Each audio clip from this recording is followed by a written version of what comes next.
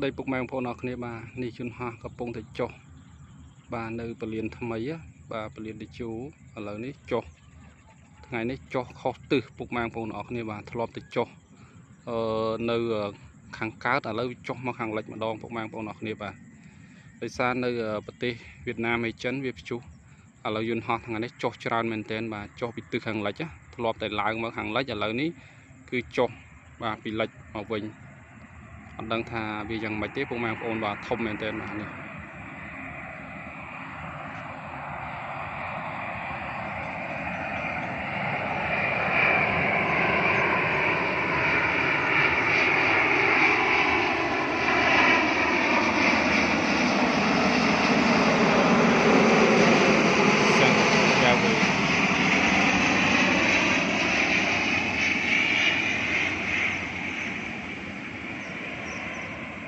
ចំពីលើដបូលផ្ទះហ្មងពុកម៉ែបងប្អូនអរគ្នានេះ